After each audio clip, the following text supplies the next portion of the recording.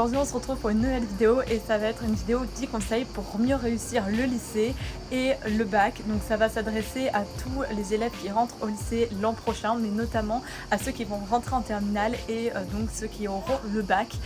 Puisque vous savez que l'année de terminale c'est un peu la plus complexe et la plus dure des années de lycée, même si ça reste une année assez cool puisque c'est quand même la dernière année avant les études supérieures pour ceux qui en feront. Cette année de terminale elle demande beaucoup de travail sur vous-même pour vous préparer à la... mais aussi en cours pour être actif tout au long, et j'avais envie de vous donner mes meilleurs conseils que j'ai utilisés cette année puisque j'étais en terminale et j'ai passé mon bac général scientifique. Donc j'avais envie de vous aider si vous êtes des futurs bacheliers, que vous êtes au lycée. Puisque c'est ça qui est important en fin de lycée, terminale, c'est d'avoir un bon dossier Parcoursup. Puisque certes le bac c'est important, c'est un passeport pour vos études supérieures, mais avant d'avoir le bac, il faut avoir un bon dossier pour être pris là où vous voulez.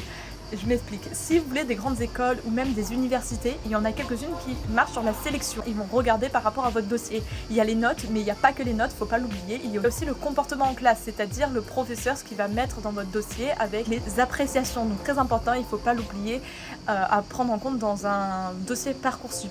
Donc j'avais envie de vous donner ces conseils, pas que pour le bac, mais aussi pour vous préparer dès la rentrée, puisque les premiers trimestres de terminale sont très importants. Et si vous allez passer en première l'an prochain, sachez aussi que votre dossier de première est important, puisque sur Parcoursup, ils prennent les 3 trimestres de première et les 2 trimestres de terminale. Donc c'est vraiment, je pense, important d'être actif en classe et de montrer qu'on est motivé au professeur juste pour avoir ce qu'on veut. Donc si cette idée de vidéo vous intéresse, je vous laisse avec la suite. Let's go!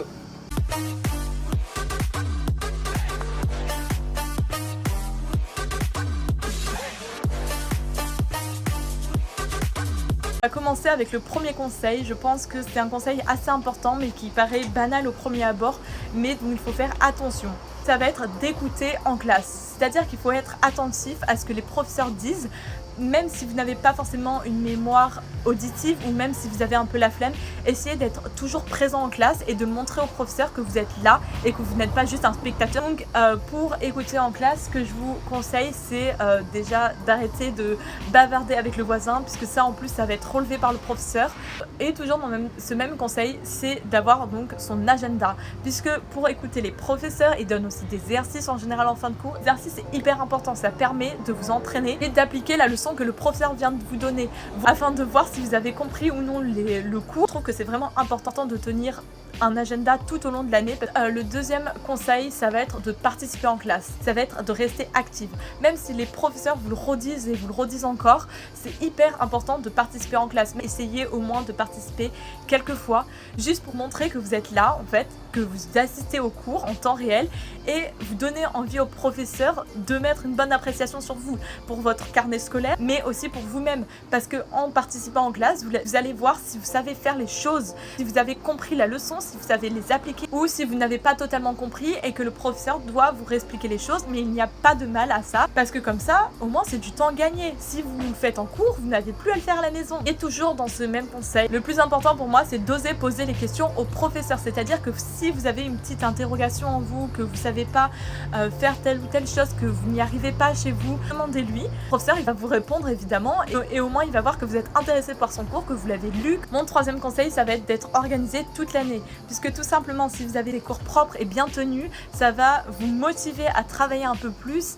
Donc ce que je vous conseille pour avoir vos cours propres, moi notamment en terminale et toutes mes années de lycée, ce que j'ai fait, c'est que j'ai pris des cahiers, puisque en lycée vous avez le choix de vos fournitures scolaires. Donc moi ce que je vous conseille vraiment, si vous n'êtes pas quelqu'un de très organisé, c'est les cahiers par matière. Que vraiment les trieurs en fait, pour ceux qui prennent ça, il faut avoir une très bonne organisation, c'est-à-dire qu'il faut le vider et le classer à peu près chaque semaine, je pense, parce que si vous arrivez à la fin du mois et que vous l'avez pas encore vidé ou pas encore lu, le trieur il va s'entasser, les feuilles elles vont être toutes chiffonnées, ça va ressembler à du brouillon et ça va pas vous donner envie de travailler si vous avez un énorme truc de 200 pages comme ça, plutôt que plein de petits cahiers qui sont bien tenus tout au long de l'année. Donc moi vraiment, pour ceux qui n'arrivent pas trop à s'organiser tout au long de l'année, je vous conseille d'acheter des cahiers, vraiment comme ça vous êtes organisé par matière et vous n'oubliez pas chaque matière. Vous voulez rester organisé aussi, d'utiliser des choses de couleur, bien délimiter vos cours pour que ça soit joli et pour que ça vous donne envie de travailler, pour que vous soyez motivé quand vous rentrez chez vous à ouvrir votre cahier et à vous dire allez, maintenant je me pose et je bosse toujours dans cette lignée là. Il faut tenir son agenda à jour et propre. Et aussi, il faudrait tenir au minimum une routine saine. Vous avez des conditions de vie favorables au travail, donc essayez de vous installer dans un lieu calme, pas forcément avec des gens qui parlent autour, et que c'est vrai que des fois ça peut vous déconcentrer vite fait. Ou alors, si vous avez votre téléphone à côté, essayez de supprimer ces tentations de téléphone. Donc, isolez votre téléphone dans une autre chambre, ou alors mettez-le en mode avion pour pas recevoir les notifications à chaque fois et être tenté pour aller vers les réseaux sociaux. Donc voilà, restez quand même organisé. En parlant d'organisation, on va passer au conseil suivant, donc le 4e conseil, qui va être de faire des emplois du temps. Vous allez mettre à chaque heure ce que vous devez faire, à chaque moment de la journée, etc. Moi, j'avais des emplois du temps que j'avais achetés chez Action, donc des planners. Vous mettez tous les jours ce que vous devez faire. Ça, vous voyez ce que vous devez bosser par jour. Et ça, c'est vraiment très bien comme méthode de s'organiser. Une fois que l'heure est passée, on a tenu notre parole par rapport à notre emploi du temps, on passe à l'autre matière. Et au moins, chaque matière a un temps équitable. Puisque ce qu'on a tendance à faire, c'est en général donner trop à une matière et pas assez à une autre. Tandis qu'avec un emploi du temps, vous gérez vos horaires directement. Mon 5e conseil, ça va dépendre de votre mémoire. C'est-à-dire si vous avez une mémoire visuelle, je vous conseille de faire des fiches. Moi, j'ai une mémoire visuelle et kinesthésique, donc je faisais des fiches pour les apprendre directement. Chaque fois, je les écrivais, et pour les apprendre, ce que je faisais, c'est que je marchais et je les lisais, et à un moment, j'avais plus besoin de les lire puisque je les connaissais, donc je les récitais comme ça. Pour ceux qui ont une mémoire un peu plus auditive, vous pouvez tout simplement enregistrer en train de lire votre cours et écouter votre enregistrement à chaque fois avant de vous endormir ou même en travaillant. Et comme ça, si vous écoutez votre enregistrement, ça va rentrer dans votre tête petit à petit. Ou pour ceux qui ont juste une mémoire visuelle mais qui ont la flemme de faire des fiches, il existe des fiches que vous pouvez acheter au magasin, donc dans des annales ou sur internet. Donc voilà, ça c'est des méthodes simples pour apprendre vos cours, je trouve. Mon 6e conseil, c'est si vos cours ne sont pas très clairs ou si vous avez envie de les approfondir. Quand je dis approfondir, c'est que vous pensez que le cours n'est pas assez construit ou n'est pas assez bien pour vous, parce que vous trouvez qu'il manque d'informations pour les contrôles ou pour le bac. Il existe plein de vidéos YouTube que vous pouvez regarder, et je trouve que ces vidéos m'ont vraiment aidé puisqu'elles sont visuelles et auditives. Et moi, je m'en suis surtout servi pour les matières scientifiques telles que la SVT, mais aussi l'histoire et la philo.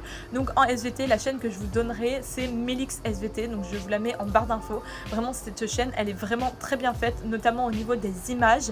Après, si vous voulez des vidéos, vous cliquez juste dans la barre de recherche de YouTube avec le thème Terminal S par exemple, géologie, et vraiment vous avez plein de types de vidéos et ça vous aide énormément. Donc si vous avez une mémoire encore plus visuelle, vous pouvez écouter la vidéo et en même temps prendre des notes et ficher ces notes pour que vous les ayez tout le temps. Comme ça, vous aurez à la fois les fiches de ces vidéos, mais à la fois la vidéo dans votre tête, les images qu'elle contient. Ou alors il y a aussi l'anti-sèche avec des vidéos hyper comiques, genre vous ennuyez pas. C'est très efficace et il essaye de vous divertir tout en vous faisant apprendre des choses. Et ensuite, il y a une autre chaîne, c'est Les Bons Profs. Alors moi, j'aimais un peu moins puisque c'était très scolaire, c'est vraiment dans le cadre de l'école. Mais si vous n'aimez pas trop les vidéos, je vous conseille les sites internet. Donc le site internet que j'ai le plus à vous conseiller, c'est Cartable. Vraiment, c'est mon site qui m'a sauvée, surtout en SVT pour ceux qui sont en série scientifique. Si vous ne comprenez pas les profs et la manière d'enseigner les leçons, allez sur le site de Cartable, c'est gratuit et les cours sont vraiment hyper bien formulés. Il y a des schémas qui sont super bien. Cartable, que ce soit pour la SVT ou pour toutes les autres matières, c'est super bien. Pour chaque cours, vous avez même des fiches de cours et des quiz, ou alors des espèces de dissertations. Enfin, vous avez vraiment plein de types d'exercices. Mais ce qui m'a sauvé, c'est vraiment les leçons là-bas, ou alors sinon vous pouvez acheter des annales en magasin. Il y a aussi School Move avec des petites fiches très résumées, donc ça c'est pratique si vous avez juste envie d'avoir des trucs très résumés avant le bac. Et si vous allez sur l'App Store, vous tapez application terminale de votre série et vous trouverez plein d'applications à télécharger. Donc mon 7e conseil, ça va être de faire des exercices une fois que vous êtes en connaissance de la leçon, une fois que vous avez lu et un peu appris votre cours, ou que vous connaissez au moins de quoi parle le cours en gros. Ça va être de faire des exercices vous-même chez vous pour vraiment appliquer le cours et savoir si vous l'avez compris ou non, ou si vous devez le rebosser et refaire encore plein d'exercices. Voilà, ça va vraiment être une manière efficace de voir si le cours a bien été entendu et compris, ou si vous avez des questions à poser au professeur, puisque c'est vraiment important de comprendre le cours et de ne pas être bloqué sur des choses.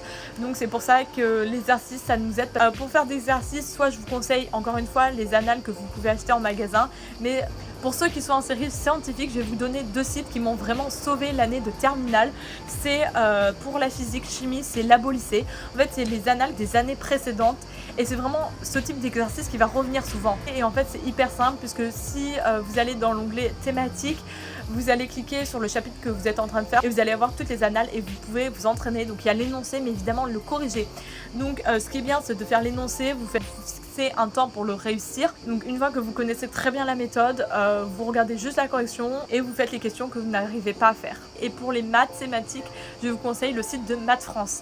Donc c'est pareil, il y a les annales par thème et c'est vraiment hyper efficace. J'utilisais que ça dans mon année terminale et c'est vraiment ce qui m'a sauvée. Puisque pour le bac, j'ai révisé que sur ces sites-là pour l'exercice. En plus, les professeurs, ce qu'ils aiment bien, c'est qu'ils mettent un peu de ces sujets et de ces exercices dans leur sujet type bac blanc. Les 3 derniers conseils, ça va vraiment être des conseils pour les matières. Donc d'abord, je vais commencer par le 8e conseil qui est pour les langues. Donc les langues, ce que je vous conseille, c'est de travailler tout au long de l'année. C'est quand même d'écouter l'anglais, donc par exemple d'écouter des séries ou des films en VO. Ça va vous entraîner l'oreille tout simplement, donc ça c'est plus pour la compréhension orale. Et pour l'expression orale, ce que je peux vous conseiller, c'est si vous n'avez pas la chance de partir en séjour linguistique dans un pays étranger là où vous pourrez parler la langue, c'est de tout simplement parler la langue à vous-même, donc vous tout seul. Ou alors, s'il y a vos parents à côté ou vos frères et sœurs, vous pouvez leur parler, essayer de créer un dialogue. Comme ça vous fait bosser vraiment l'oral et c'est hyper important pour les langues de bosser l'oral. Et pour ce qui est la partie écrite des langues, ce que je vous conseille vraiment pour le bac, c'est de relire les conjugaisons, la grammaire, donc les verbes, comment ils se conjuguent, mais aussi les temps de chaque verbe et aussi le vocabulaire. Donc c'est assez important d'apprendre du vocabulaire. Vous apprenez quelques listes de vocabulaire, vous en apprenez pas énormément, mais ce que je vous conseille le plus, c'est d'apprendre des expressions. Donc moi, ce que j'avais fait pour mon écrit d'anglais, c'est que j'avais appris des expressions par cœur et que je pouvais recaler dans toutes mes expressions écrites à peu près. J'avais pris genre 5 maximum et ça m'a beaucoup servi puisque si vous calez des expressions écrites que pas tout le monde emploie en fait, ça va montrer au correcteur que vous savez un peu plus et que vous avez un petit intérêt pour la langue et cette copie elle va sortir du lot et elle va être un peu unique. Donc c'est ce que je vous conseille de faire pour les langues. Ensuite mon 9e conseil, ça va être pour la philosophie puisque c'est vrai que moi la philo, j'étais un peu perdue sur comment je devais travailler cette matière parce que c'est une matière vaste et hyper subjective, genre ça dépend énormément du correcteur. On n'avait pas fait tous les thèmes en cours, et ce que je me suis dit, c'est que j'allais apprendre 5 thèmes par cœur. Donc pour chaque thème, j'avais appris une dissertation, donc sans la problématique, parce que ça dépend du jour J, mais juste la définition des termes et les philosophes que je peux citer avec leurs arguments, leurs idées. Et pour chaque thème, donc pour chaque dissertation, j'avais appris à peu près 7 philosophes, à peu près 35 philosophes avec des idées différentes, des arguments, des citations que je pouvais recaler, des exemples. Donc même si je tombais pas sur ces 5 thèmes, j'aurais quand même eu des bases puisque j'aurais eu de quoi citer, j'aurais eu des philosophes. Je m'étais fait des fiches sur cartable puisque vraiment sur cartable, les cours de philo, ils sont nickel. Genre, vous avez des fiches de chaque philosophe et de leurs idées. Je conseille vraiment d'aller sur cartable. Donc vraiment, ce que je peux conseiller pour la philosophie, c'est si vous avez une assez bonne mémoire, apprenez les philosophes avec leurs idées. Apprenez assez de philosophes par thème. Donc essayez d'apprendre 2-3 philosophes par thème, mais ça vous fait énormément de philosophes avec énormément d'idées.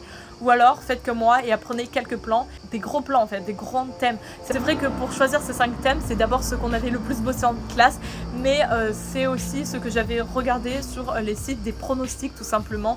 Ensuite, mon dernier conseil, ça va être pour l'histoire. Donc pareil en fait, j'ai appris des plans, j'ai appris mes cours, ce que j'avais fait sous forme de fiches, mais en fait à chaque fois nos cours ils venaient de cartable et sur cartable c'est vraiment fait en sorte de plan parce que je sais qu'il y a d'autres élèves qui ont eu des cours, mais c'était pas sous forme de plan, donc c'était n'importe comment, c'était t'avais un gros bloc et tu savais pas comment tu devais le dissocier pour faire des plans.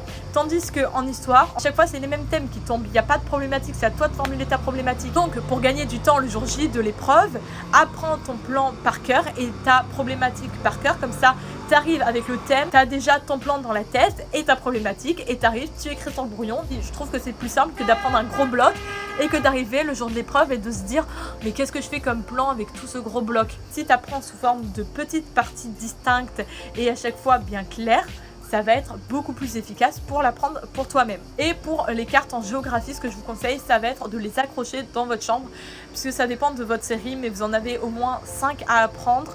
Et 5 c'est quand même pas mal avec toute la cartographie mais aussi les légendes. Donc ça va être de les coller le long de votre mur. Là où vous y pensez, si c'est dans les toilettes, collez-les sur les toilettes. Mettez là où vraiment où vous allez les voir chaque matin, chaque soir, enfin assez souvent. Comme ça en fait votre tête elle va les enregistrer hyper vite, surtout si vous avez encore une fois une mémoire visuelle. C'est vraiment mes conseils ça pour les matières qui peuvent s'appliquer pour le bac mais aussi tout au long de l'année.